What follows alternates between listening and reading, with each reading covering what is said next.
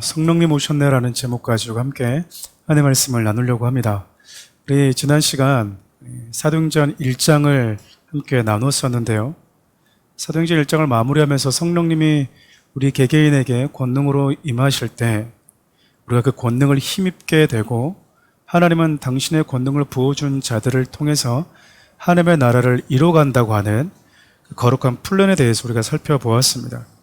성령님은요, 예수 그리스도를 믿고 그 복음을 경험한 자들, 그 약속의 말씀을 붙들고 기도하는 자들에게 찾아오시고요, 같은 마음으로 같은 뜻을 가지고 엎드린 자들에게 찾아오시죠. 그리고 정말 잊고 싶었던 아픔, 지워버리고 싶었던 과거의 실수, 그것을 하나님이 직면하게 하셔서 지워버릴 것들은 지워버리고 버릴 것들은 버리고 회복할 것들은 하나님께서 다시 회복시켜 주십니다. 이것이 성령님이 우리 개개인에게 임하시기 전에 그분이 하신 준비 작업이었어요.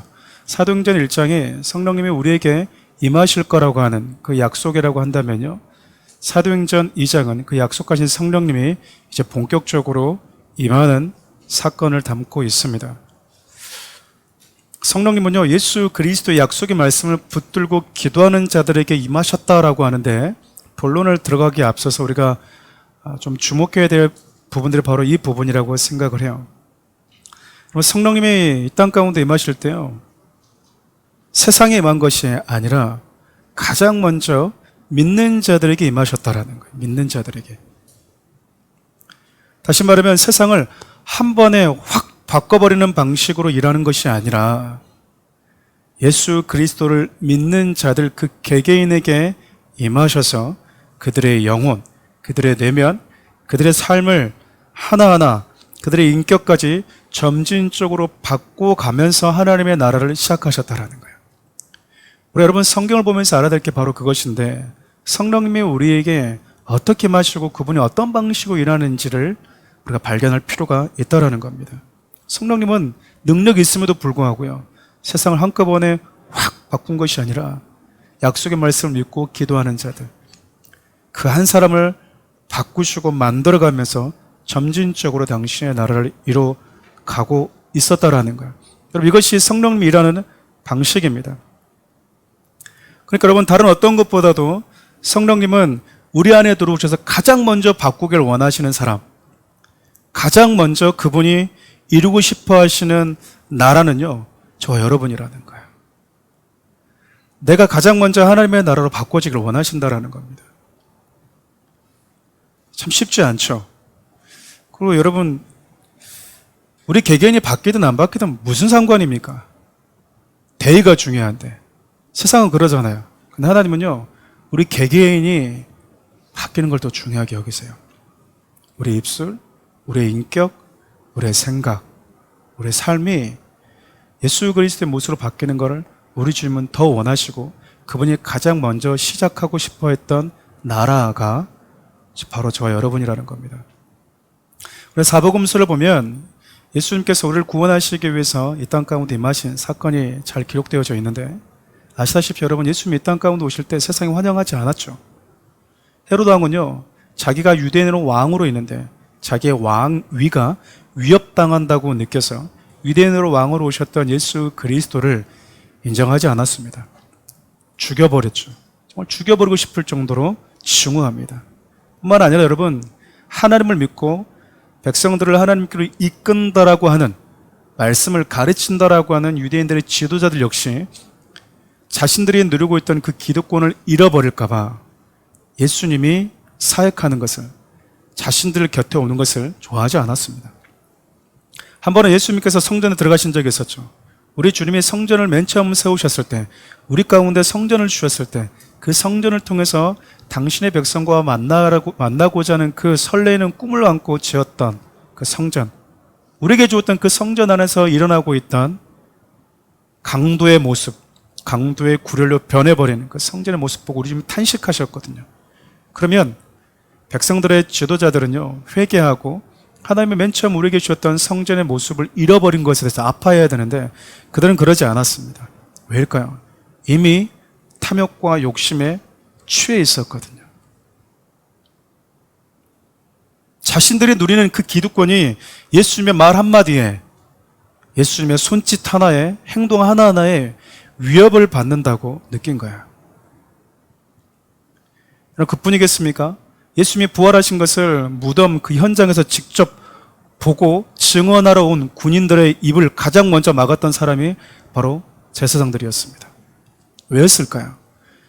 부정할 수 없는 그 부활의 소식을 들었음에도 불구하고, 그러면 누구보다도 먼저 나아가서 부활의 주님을 영접해야 되는데, 주님의 인간의 몸을 입고 오실 때 영접하지 못했던 실수가 있었다면 그건 그렇다 치고, 이제 부활하셨으니까 그분 앞에 나아가서 그 부활의 소식 앞에 당신이 정말 죽음의 권세를 이기고 승리하신 나의 하나님이 맞습니다라고 경배해야 되는데요, 그들은 가장 먼저 부활의 소식을 막아버렸던 주범들이었던 거예요. 여러분, 이들의 공통점이 무엇이겠습니까? 자신들이 누리고자 했던 그 기득권, 자신들이 이루고 싶었던 왕국, 어느 뜻 하나님의 이름을 가지고 망령태 일컬어가면서 자신들의 지위와 자신들의 기득권을 유지하는 수단으로 하나님의 이름을 사용하고 성전도 사용하고 하나님이 주신 거룩한 직무조차도 그렇게 다 바꿔버린, 그래서 더 이상 이제는 자신도 어쩔 수 없는, 그래서 하나님이 내 인생 가운데 내가 쌓고 있는 나만의 성, 나만의 왕국을 우리 주님이 오셔서 그러고 세우면 안 된다라고 허물려고 망치 가지고 오면 안 된다고. 이거 안 좋은 거 아는데 어쩔 수 없다고. 내가 여기까지 어떻게 쌓아왔는데, 내가 어떻게 몇십 년 동안 이렇게 신앙생활을 해왔는데 목사님이 한 번의 설교로 나를 허물어 버리려고 하십니까? 너무 싫은 거예요. 내가 원하는 나라가 여러분 무너지지 않으면 하나님의 나라는 내 안에서 시작되지 않습니다. 우리가 맨 땅에서 시작하는 게 아니고요, 우리는 이미 왜곡된 건물, 나만의 왕국을 이미 지어온 사람들이에요. 그럼 여러분, 새 건물 지으려면 뭐 해야 되는 거죠? 그 건물을요, 철거해야 되는 거예요. 철거해야 됩니다. 그걸 무너뜨리지 않으면 그 자리에서 새로운 건물은, 새로운 성은 지어줄 수가 없는 거예요.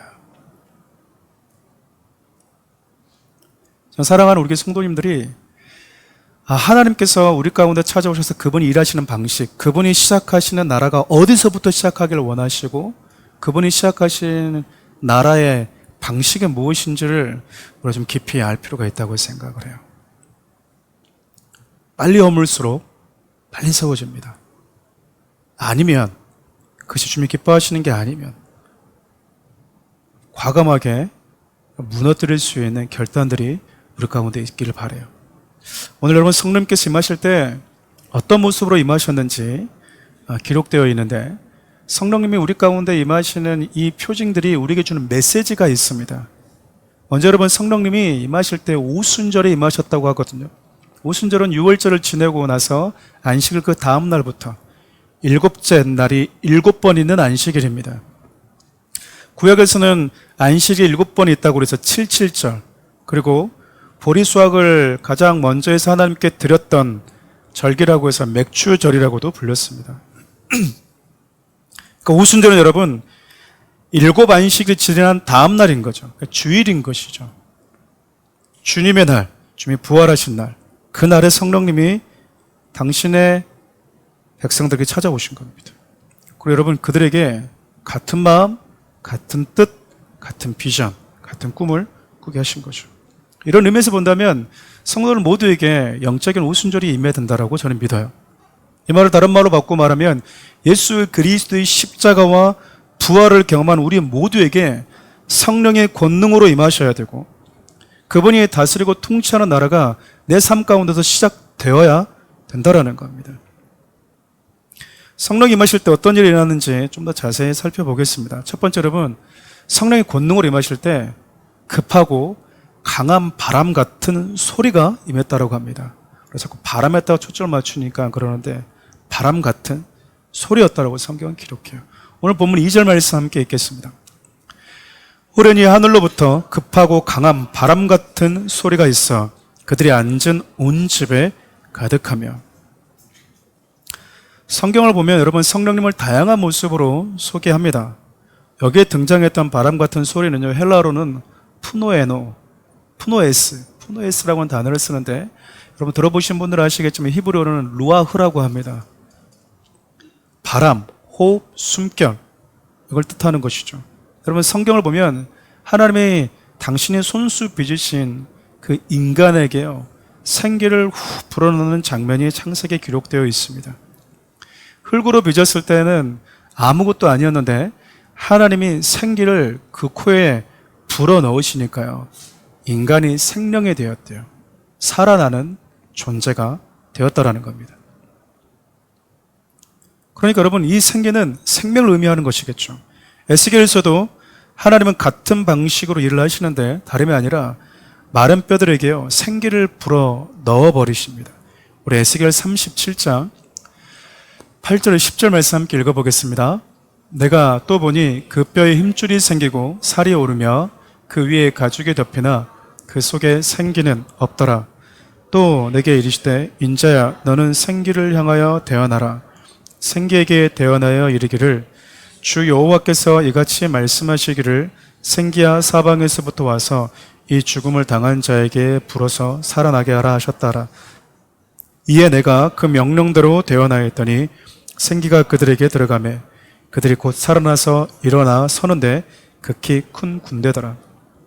저 환상은 하나님께서 에스겔에 보여준 환상인데요, 당시 이스라엘의 영적 상태를 보여준 장면이기도 합니다. 이스라엘 백성들이 살아 움직이는 것 같지만 우리 주의 눈에는 그들이 마른 뼈다귀처럼 보였어요. 그럼 마른 뼈다귀라고 하는 말은요, 아무런 소망이 없는 것을 얘기합니다. 죽어버려 있는 상태를 의미하는 것이죠. 싸울 수 없고요, 아무런 역사를 일으킬 수 없는 존재들인 겁니다. 절망을 상징하는 것이죠. 근데 하나님이 그 죽었던 아무런 소망이 없는 마른 뼈와 같은 뼈들만 이렇게 무대기로 있는 그 현장을 향해서요, 생기를 향해서 대언하라고 하십니다. 생기가 그 마른 뼈들 향해서 후 들어가니까요, 그 뼈들이 살아나는 거예요. 살이 생기고 핏줄이 생기고. 그래서 결국 무엇을 이루냐면 뼈 무덤이 아니라 하나님의 군대를 이루게 돼요. 그러네요, 여러분. 바람과 같은 성령은요, 죽었던 우리, 아무런 능력도 없는 우리, 아무것도 할 수 없는 우리를 하나님의 군대로 이렇게 세우는 분이십니다. 마지막 시대 때 여러분, 하나님의 군대로 부름받아서 하나님 나라를 세울 수 있는 군사들로 세우기 위해서 오셨다라는 거잖아요. 그래서 성령님이 우리에게 오시면 우리 여러분 영적인 군사가 되는 것입니다. 보통 여러분 우리가 군대에 가기 전에 여러분 훈련소에 자녀들을 보내보신 분들 혹은 TV를 보신 분들 아시겠지만 모자를 쓰고 가고 좋은 옷을 혹은 명품백, 명품 가방, 명품 여러분 옷을 입고 가도요, 훈련소에 딱 들어가게 되면 옷을 다 벗고 군복으로 다 바꿔 입습니다. 그때부터는 그들은 신분이 뭐가 되는 거예요? 군인인 거예요, 군인. 군인인 겁니다. 하나님은 우리의 옛사람을 다 벗겨버리고요, 하나님의 군인이라고 하는, 하나님의 군대라고 하는 신분으로 새롭게 바꿔버리신다라는 거예요. 요한계시록에 등장하는 14만 4천이나 수를 헤아릴 수 없는 힘 무리들 역시요, 이 땅에서 그렇게 하나님의 나라를 이루면서 살았던 자들이었어요. 그러니까 성령께서 바람 같은 소리로 임하셨다고 하는 것은 그분이 생명의 호흡을 가지고 죽었던 자들을 다시 하나님의 군대로 일으켜 세우고 있다라는 거예요. 그곳에 있는 자들이. 예수님의 약속은 받았지만, 복음을 전하라는 말씀은 들었지만 두렵고 어떻게 될지를 모르는 그들에게요, 어떻게 가서 싸워야 되는지, 군인이라는 것은 알게 됐는데 군복은 입었는데 어떻게 싸워야 될지를 모르는 거죠. 그때 주님 오셔서 너희들의 신분이 무엇인지, 하나님의 군대는 어떻게 싸워야 되는지를 분명히 그들에게 상기시켜주고 깨닫게 해주고 있는 사건이라고 볼 수가 여러분 있어요. 그래서 여러분 성령님이 우리에게 오시면 죽었던 우리를 다시 일으키시고 십자가와 부활을 전하는 하나님의 군대로 살아가도록 부르십니다.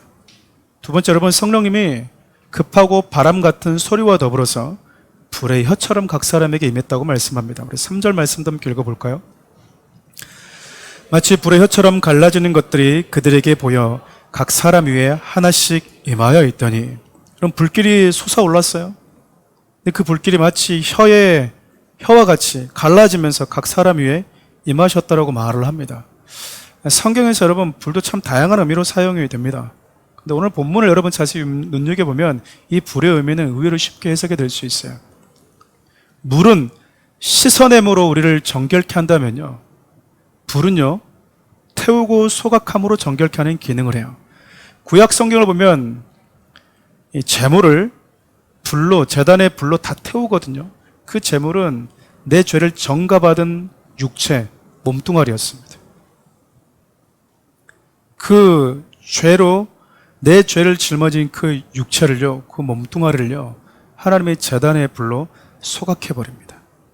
정결해버리는 것이죠. 다시 말하면 성령님은 우리에게 임하셔서 옛사람을 다 태워버리고 새로운 존재로 만들어 버리신다라는 겁니다. 모든 것을 다 태워버리는 불의 속성처럼 성령님은요, 저와 여러분들 안에 찾아오셔서 더럽고 추한 것들을 매일같이 소각해버리세요.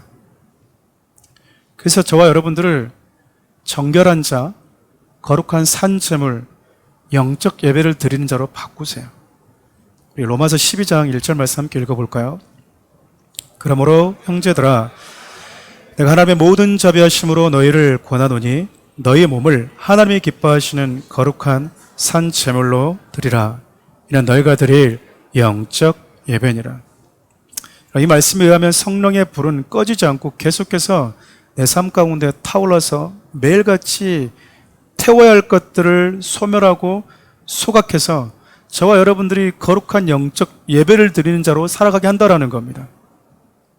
예수 그리스도의 십자가의 보혈, 예수 그리스도의 물이 우리를 단번에 깨끗이 씻어내버리는 역할을 한다면요, 성령의 불은요, 이 육신의 연약함을 안고 살아가는 동안 매일같이 예수 그리스도의 거룩한 자녀로 부름받고 신분이 변화되었음에도 불구하고 연약한 이 육체를 안고 살아가는 그 기간 동안 불쑥불쑥 나의 이름, 나의 나라, 내가 정말 바라봐야 될 곳이 무엇인지를 놓치게 만드는, 내 안에 육신의 욕망과 욕심들 잡초처럼 매일같이 뽑아도 또 올라오는 그 죄들을요, 매일같이 태워버리는 역할을 한다라는 거예요.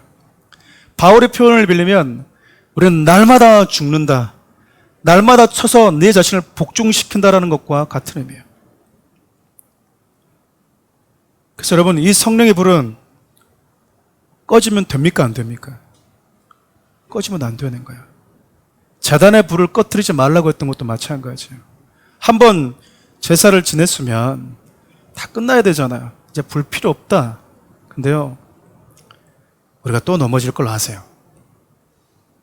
우리가 연약한 육체와 함께 이 땅을 살아가는 동안 오늘 말씀을 듣고 내 마음에 뜨거운 열정이 일어나고 하나님이 기뻐하시는 대로 살고자 하는 그런 마음과 결단이 있어도요, 자리 털고 일어나면 다시 세상에 한 발, 하나님이 줬던 그 뜨거운 열정과 결단이 무색할 만큼 세상과 버타한 삶을 살아갈 수 있는 그 연약함을 가지고 있다는 것을요, 우리 주님이 너무나 잘 알고 있다는 거예요. 그래서 여러분, 성령의 불이 늘 내 영혼에 붙어있는 자들은요, 꺼지지 않은 자들은 내 안에서 욕심과 탐욕이 일어나지 않는 것이 아니라 그것이 일어나도요, 매일같이 그 불로 소각합니다. 오늘 여러분, 내가 말씀이 주어져서 그 말씀을 붙드는데 내일 두려움으로 인해서, 욕심으로 인해서, 탐욕으로 인해서, 세상의 즐거움으로 인해서 다시 내 마음이 사로잡힐 때요, 성령의 불에 사로잡혀 있는 자들은 그것들이 다시 소각돼요. 소각된다고. 주님이 원하시는 그 마음을 다시 붙들게 된다, 그 말입니다. 불이 임했는데 그 불이 120명의 하나님의 사람들을 태워버리는 게 아니었다니까요. 다른 걸 태우기 위해서 임하셨다라는 거잖아요. 성경을 보면 불이 임했는데 타지 않는 것 아마 생각이 나실 텐데 출애굽기를 보면요, 하나님께서 당신의 백성들을 구원하기로 보내실 때 모세가 보았던 장면 속에서도 하나님이 이런 부분을 연출하셨습니다. 우리 출애굽기 3장 2절 말씀 함께 읽어보겠습니다. 여호와의 사자가 떨기나무 가운데로부터 나오는 불꽃 안에서 그에게 나타나시니라. 그가 보니 떨기의 나무에 불이 붙었으나 그 떨기가 나무가 사라지지는 않은지라. 당신의 백성들을 구원하러 보내는 그 사역을 맡기실 때 하나님이 보여주신 장면인데, 여기에도 하나님은 불로 임하셨어요.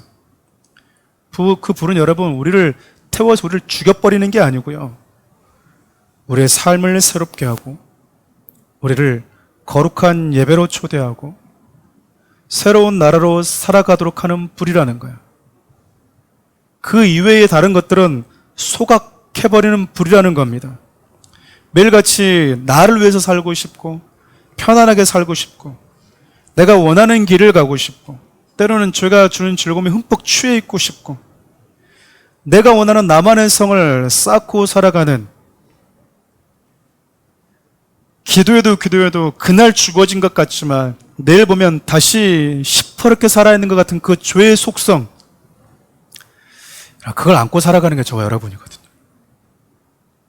그거 안고 살아가는 게 저와 여러분들의 연약함이에요. 우리 주님은 이걸 아세요.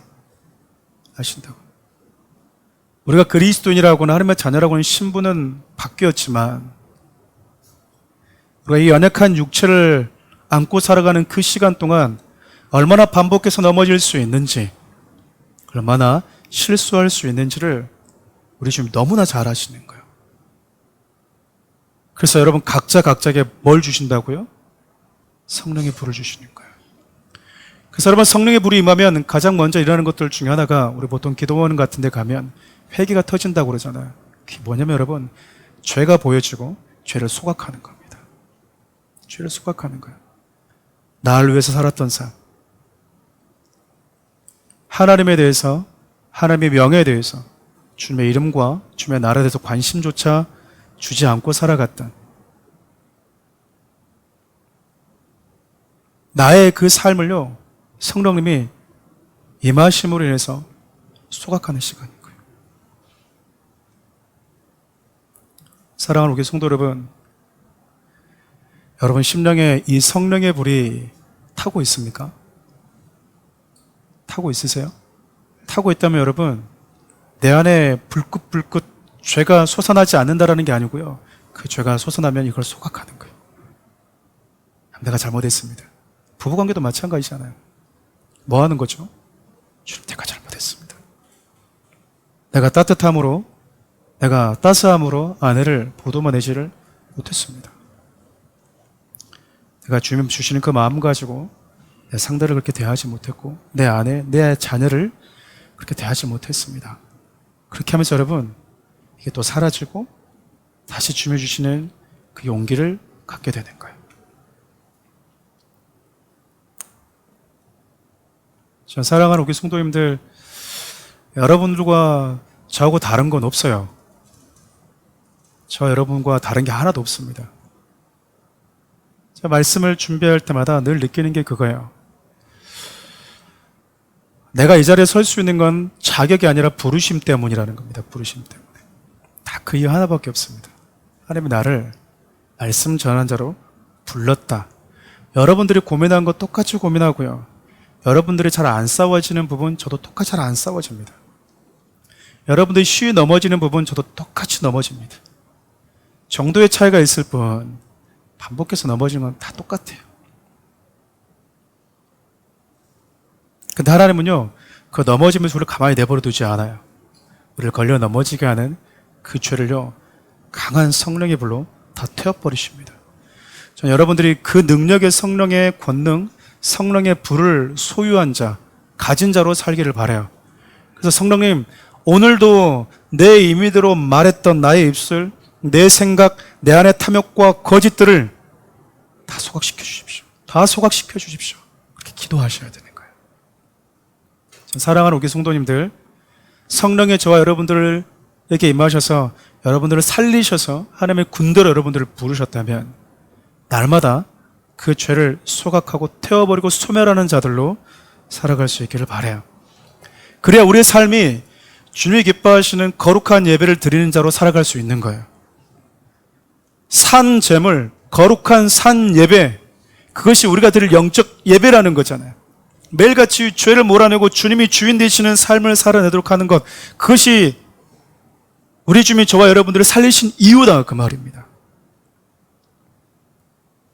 그렇게 급하고 강한 바람 같은 생기와 함께 우리에게 다가오신 분,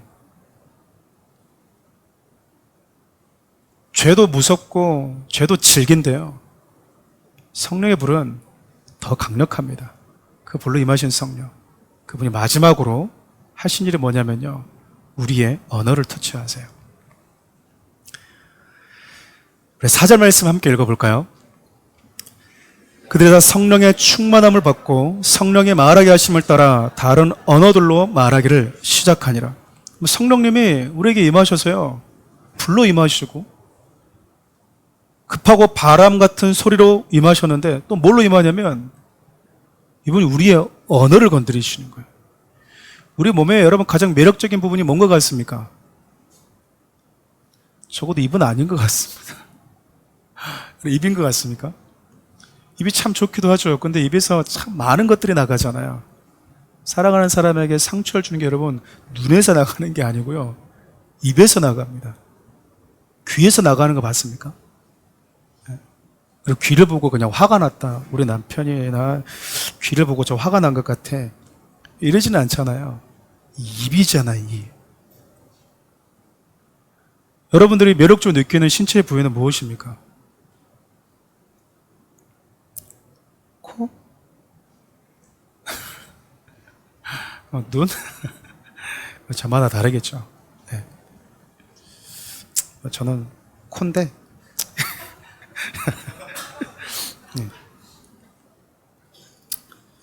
제 입으로 이런 말해서 너무 죄송합니다. 여러 신체가 있는데 왜 하나님이 하필이면 언어를 건드렸을까? 다른 부위도 많이 있는데, 여러분 이거 알려면요, 언어가 어떻게 해서 나눠졌는지를 알면 돼요. 창세기 11장 1절 말씀 함께 읽어볼까요? 온 땅의 언어가 하나요, 말이 하나였더라. 성경은 본래 인간들에게 주신 언어가 하나였대요. 족속도 하나였지만 언어도 하나였대요.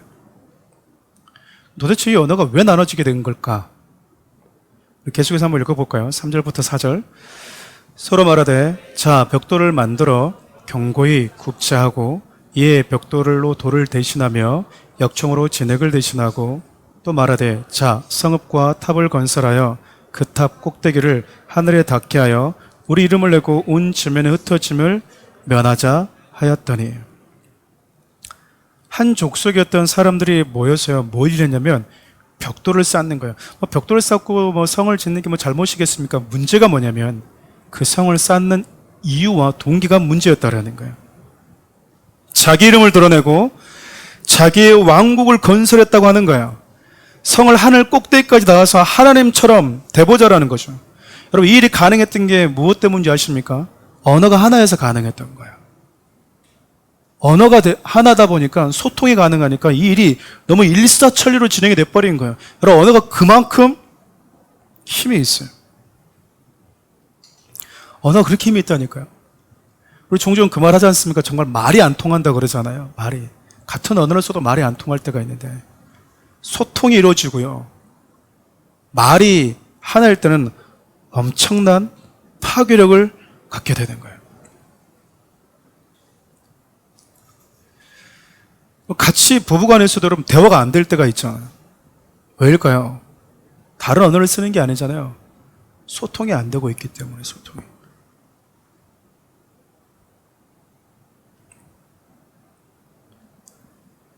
성경 여러분, 하나였던 언어가 나눠지게 된 그 이유가요, 인간의 죄 때문이었고 그 인간의 죄로 인한 하나님의 심판의 결과라고 합니다.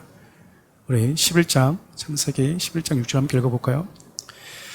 여호와께서 이르시되 이 무리가 한 족속이요 언어도 하나이므로 이같이 시작하였으니 이후로는 그 하고자 하는 일을 막을 수 없으리로다. 언어가 어떤 일을 참 진행할 때 참 중요하죠. 소통이 안 되면 일도 멈추게 될 수밖에 없어요.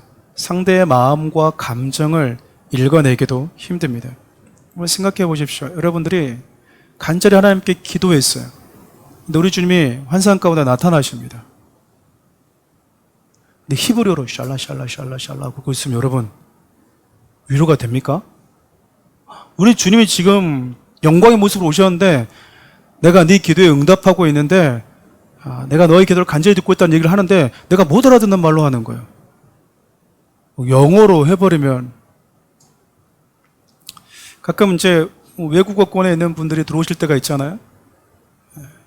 영어를 하는 교포이사가 가끔씩 우리 교회 올 때 우리 한국말 하고 있다가 What? 그러면 이제 우리 교회 성도들 가운데 영어를 잘 쓰시는 분 영어 딱 하면 여러분 그거 어떻게 보이세요? 멋있어 보이지 않습니까? 우리는 모르는데 소통이 되는 거죠. 제가 대학 시절에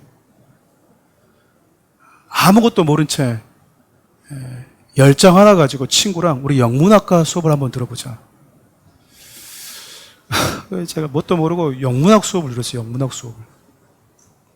다행히 시험이 시편에 대한 문제가 나와가지고 달달 저는 알고 있었으니까 문제도 안 보고 보니까 팸 23편을 써라는 것 같아요. 그냥 문제도 안 보고 그냥 제가 써가지고 A를 맞았습니다. 영문학을. 그런데 수업 듣는 내내 이해가 안 되는 거예요, 친구들이. 근데 여러분, 수업을 듣는데 선생님이 설명하니까 여기 옆에 앉아있는 친구들 막 웃어요. 그럼 둘이서 뭐 했을까요? 우리 웃어야 돼. 웃어야 돼. 그들은 왜 웃죠? 이해가 되는 거예요. 소통이. 우리는 왜 안 웃죠? 말귀를 못 알아먹는 거예요. 그래서 어떤 분들 그런 말 하잖아요. 미국 가서 이렇게 잘못했을 때 한 번만 봐주세요. 한 번만 봐주세요. 라는 말을 영어로 못하니까 look at me once, look at me once 이런 분들이 있다잖아요. 나 한 번만 봐주라고, 한 번만 봐주라고. 말을 잘 못 알아보니까. 빨대가 뭔지가 모르니까 파이프 이렇게 하시는 분들도 있어요. 물론 소통은 되겠죠, 소통은.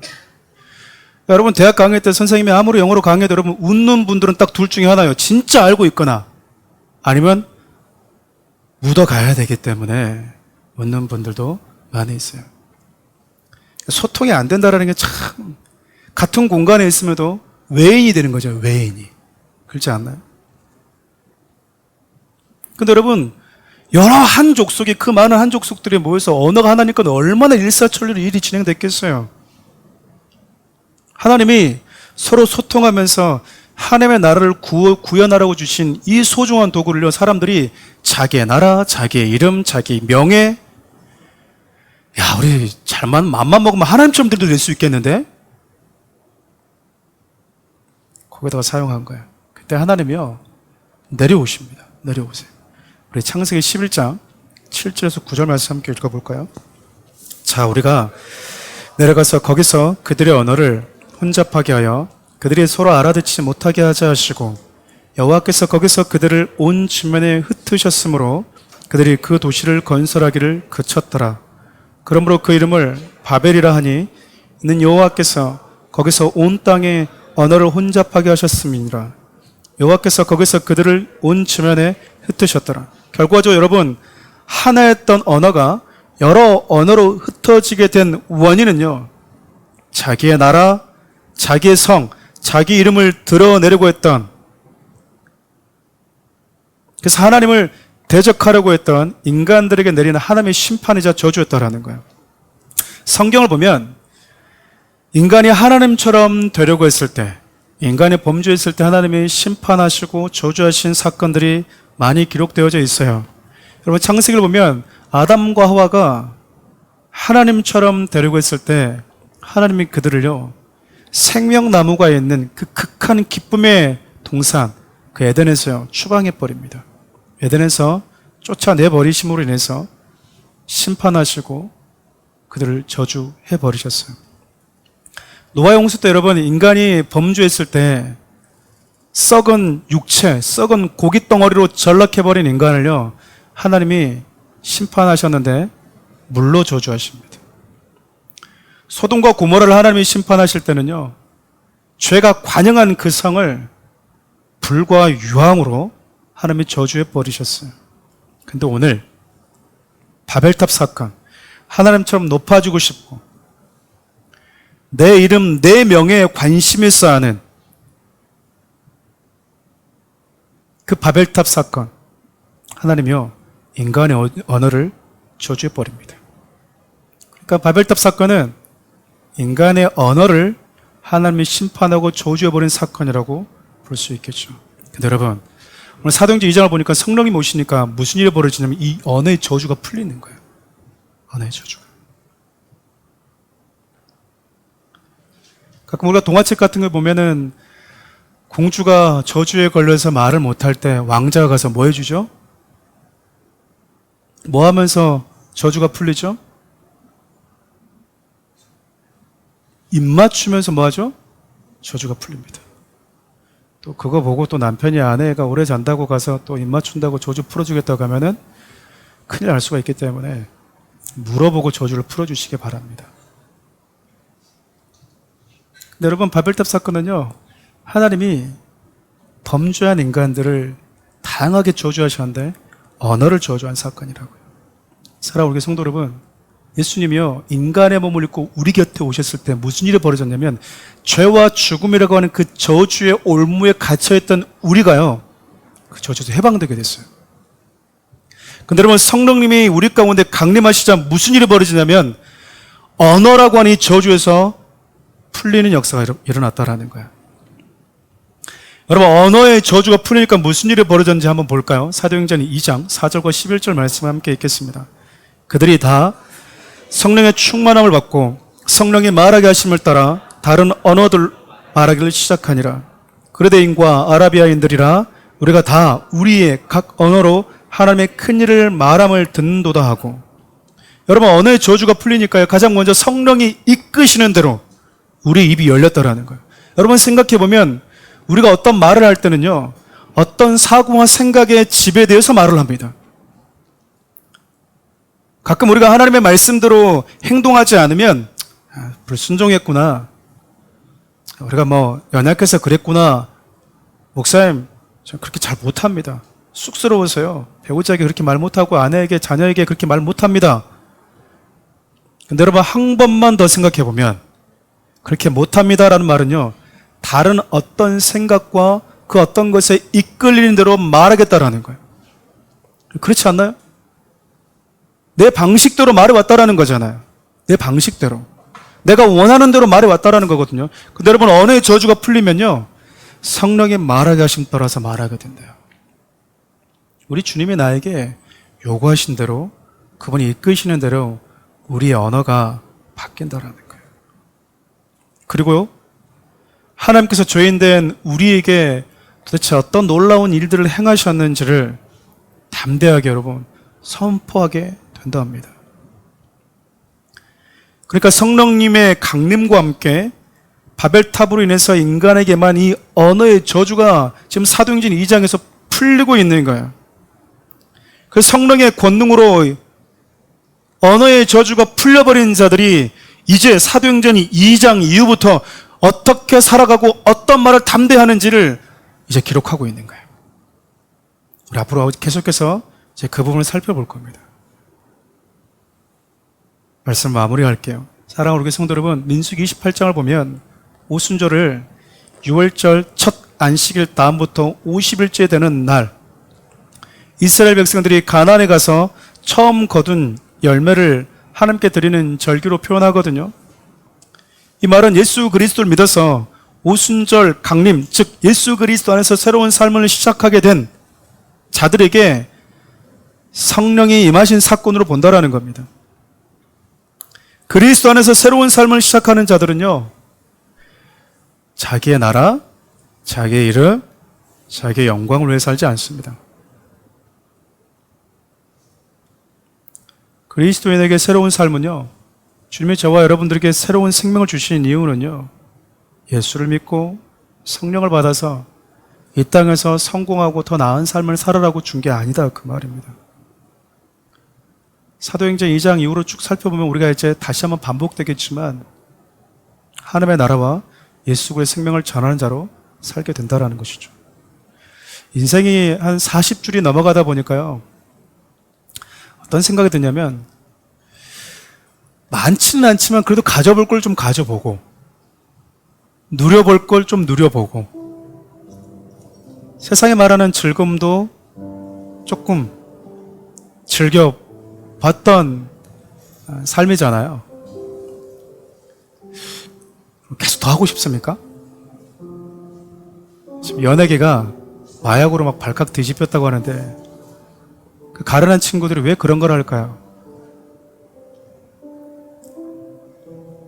더 이상 즐거움이 없는 거잖아요. 많이 가지면 여러분 더 행복하지 않다라는 걸 여러분 다 알고 있어요. 가지지 말라는 게 아니에요. 저와 여러분들은 다 가보았습니다. 얼마나 더 나를 위해서 살아봐야, 적당하게 타협하면서 살아보고 세상의 즐거움을 누려봐야 주님이 성령을 우리에게 보내주시는 그 의도를 알겠습니까? 사랑하는 성도 여러분, 이 말씀을 제가 계속해서 묵상하면서 어떤 마음이 강하게 들었냐면요, 성령님이 우리에게 오시면, 그 진리의 성령이 우리에게 오시면 진짜 진리가 뭔지가 알아지는구나. 진짜 뭐가 보이는 거예요. 진짜 세계가 보이는 거예요. 성령님이 우리에게 오시면 내가 누구인지, 내가 도대체 어떤 저주에 묶여 있었는지가 보이는 거예요. 내가 이렇게 사용하는 언어가 자연스러운 것이 아니라 저주받은 언어였구나. 우리 주님이, 성령님이 언어의 저주를 풀어주니까 이렇게 언어가 바뀌는구나. 이게 원래 하나님이 우리에게 주었던 언어였구나. 관심도 없이 살아가는 세상,